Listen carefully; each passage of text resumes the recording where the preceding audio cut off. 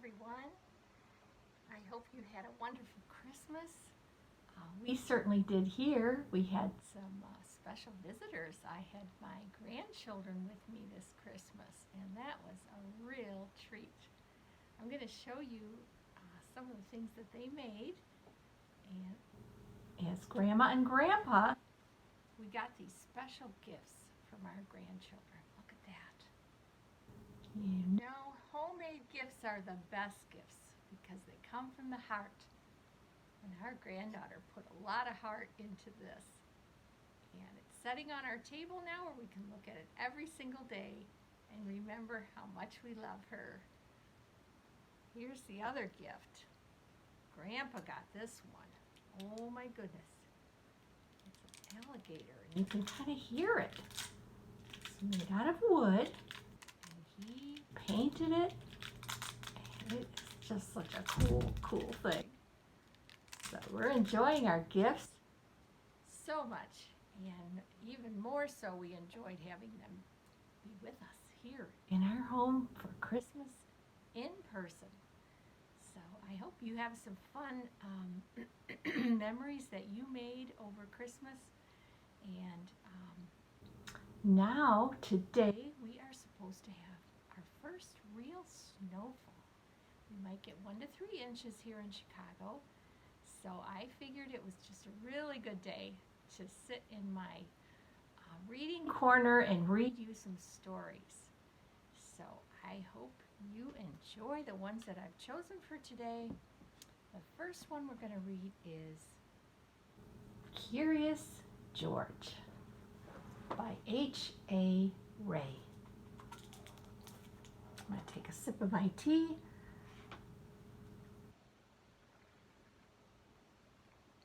Let's jump into this story.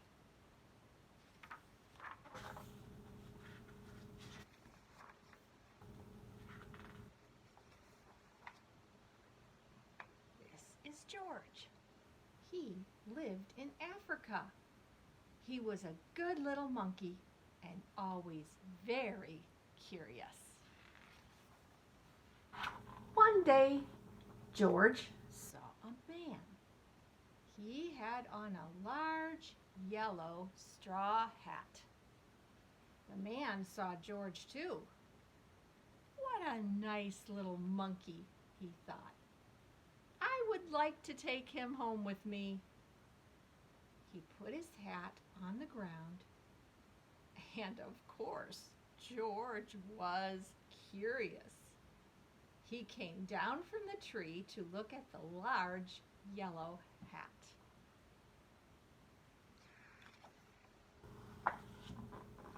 The hat had been on the man's head. George thought it would be nice to have it on his own head. He picked it up and he put it on. The hat covered George's head. He couldn't see. The man picked him up quickly and popped him into a bag. George was caught.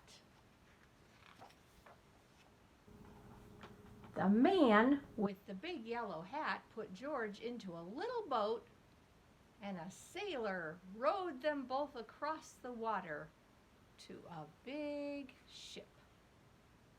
George was sad, but he was still a little curious.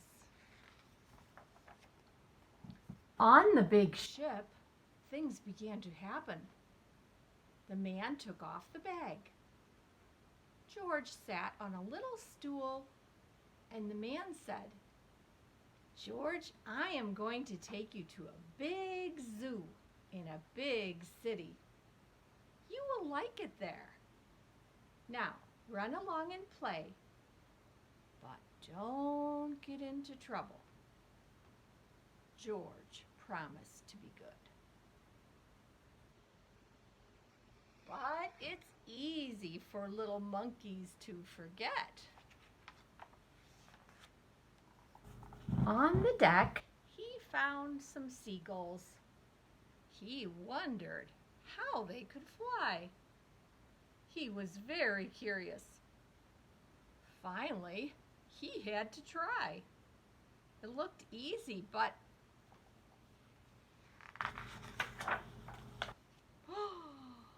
oh, what happened? First this, he was flying, and then this. Uh-oh, he's underwater. Where is George? The sailors looked and looked. At last, they saw him, struggling in the water and almost tired out. Man overboard, the sailors cried as they threw him a life belt. George caught it and he held on. At last, he was safe on board. After that, George was more careful to be a good monkey until at last the long trip was over. George said goodbye to the kind sailors, and he and the man with the yellow hat walked off the ship onto the shore and on into the city to the man's house. After a good meal and a good pipe, George felt very tired. He crawled into bed and fell asleep at once. The next morning, the man telephoned the zoo. George watched him. He was fascinated. Then the man went away. George was curious. He wanted a telephone too. 1, 2, 3, 4, 5, 6, 7, all those numbers on the phone. What fun. Ding-a-ling, ding-a-ling. George had telephoned the fire station. The firemen rushed to the telephone. Hello, hello, they said. But there was no answer. Then they looked for the signal on the big map that showed where the telephone call had come from. They didn't know it was George. They thought it was a real fire. Hurry, hurry, hurry. The firemen jumped onto the fire engines and onto the hook and ladders. Ding dong, everybody out of the way. Hurry, hurry, hurry to the fire. The firemen rushed into the house. They opened the door. No fire. Only a naughty little monkey. Oh, catch him, they cried. George tried to run away. He almost did, but he got caught in the telephone wire. Oh my goodness. A thin fireman caught one arm and a fat fireman caught the other. You fooled the fire department, they said. We will have to shut you up where you can't do any more harm. They took him away and shut him in a prison.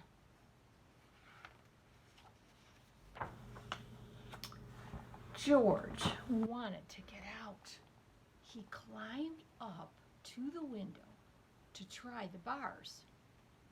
Just then the watchman came in. He got on the wooden bed to catch George, but he was too big and heavy. The bed tipped up. The watchman fell over, and quick as a lightning, George ran through the open door. He hurried through the building and out onto the roof. And then he was lucky to be a monkey. Out he walked onto the telephone wires, quickly and quietly over the guard's head. George walked away. He was free. guard way down below. Down in the street, outside the prison wall, stood a balloon man. A little girl bought a balloon for her brother. George watched. He was curious again. He felt he must have a bright red balloon. He reached over and tried to help himself. But instead of one balloon, the whole bunch broke loose. In an instant, the wind whisked them all away, and with them went George, holding tight with both hands. Up and up he sailed, higher and higher. The houses looked like toy houses, and the people looked like dolls. George was frightened. He held on very tight. At first, the wind blew in great gusts. Then it quieted down. Finally, it stopped blowing altogether. George was very tired. Down, down he went, bump, onto the top of a traffic light. Everyone was surprised. The traffic got all mixed up. George didn't know what to do. And then he heard someone call, "George!" He looked down and he saw his friend, the man with the big yellow hat. George was very happy. The man was happy too. George slid down the post, and the man with the big yellow hat put him under his arm. Then he paid the balloon man for all the balloons. And then George and the man climbed into the car, and at last away they went. To the zoo. What a great place for George to live. Oh, he looks happy with all those other animals. All those animals from Africa. The end. Wow, that was an exciting story. There was a lot of things happening to George that day. Okay, we're going to put that down here. And the next book we are going to read is some Bible stories. And we are going to start with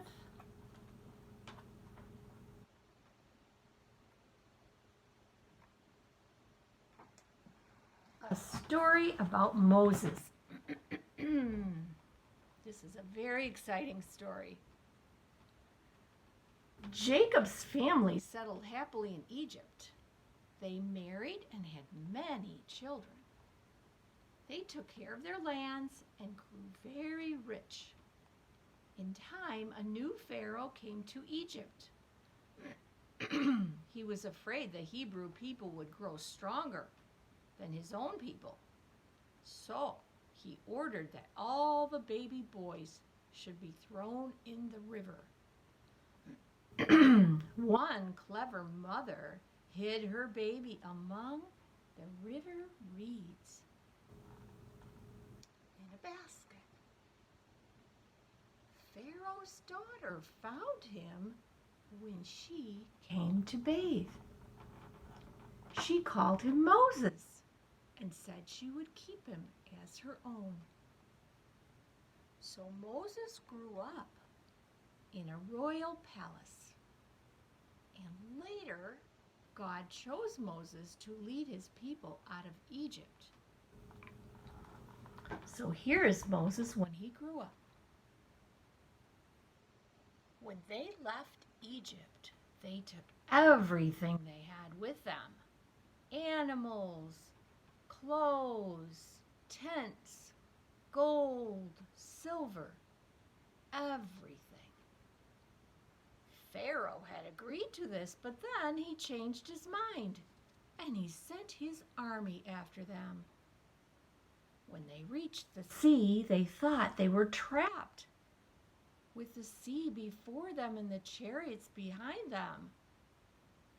Suddenly, Moses raised his rod, and God parted the waters so they could walk through on dry ground. It was called a miracle.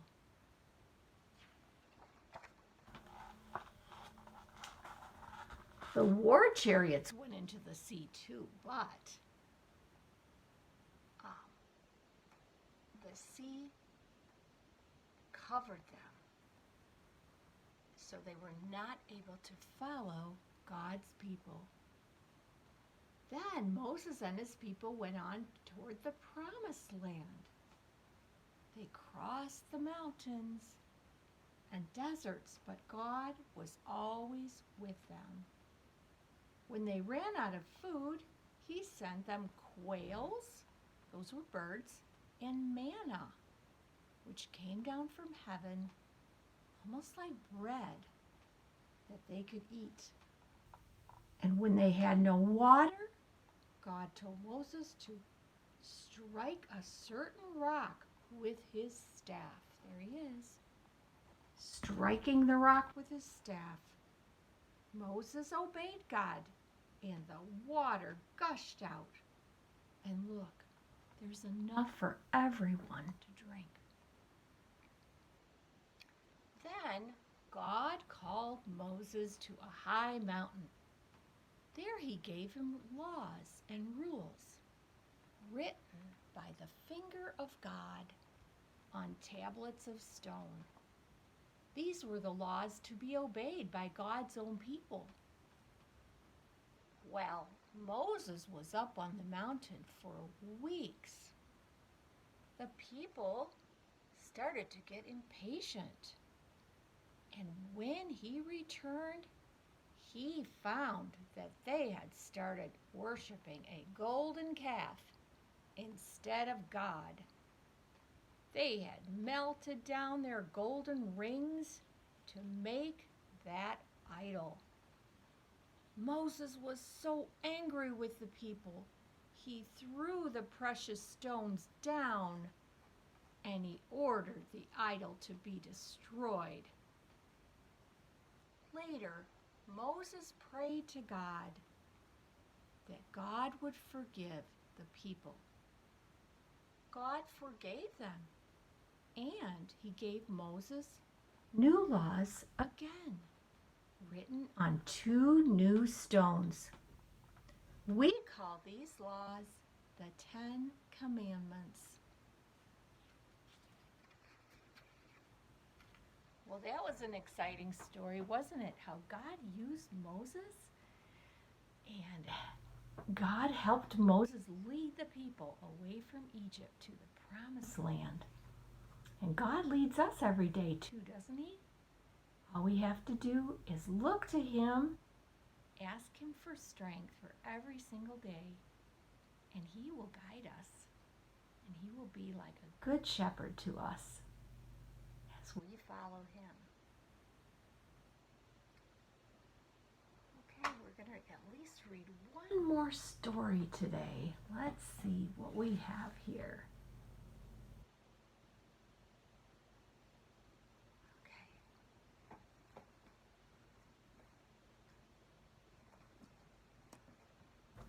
Let's read this new book.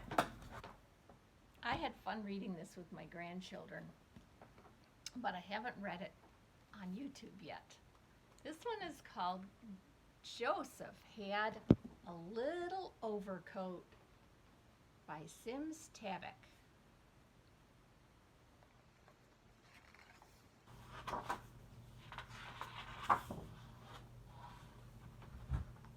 Joseph had a little overcoat, and it was old and worn.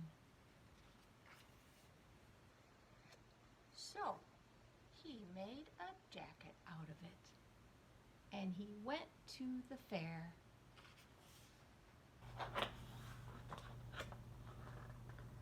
Joseph had a little jacket. It got old and worn.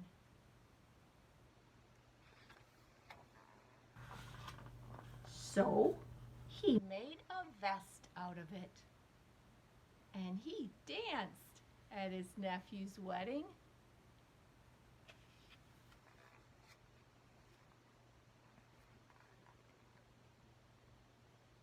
Joseph had a little vest. It was old and worn. So he made a scarf out of it.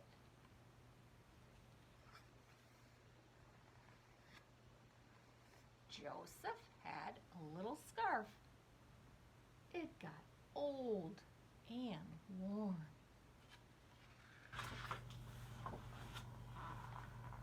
So he made a necktie out of it.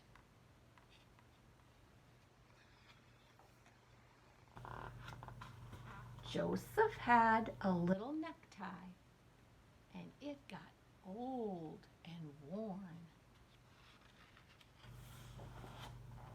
So he made a handkerchief out of it. Oh my, it's getting small, isn't it? And he drank a glass of hot tea with lemon. Joseph had a little handkerchief. It got old and worn.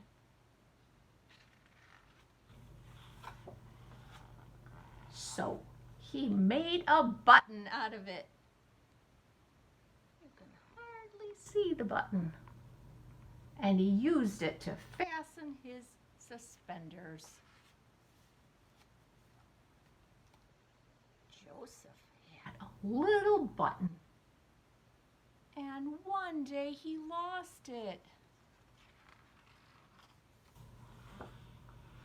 Now he had nothing.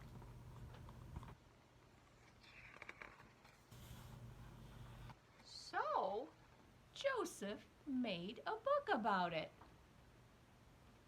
which shows you can always make something out of nothing.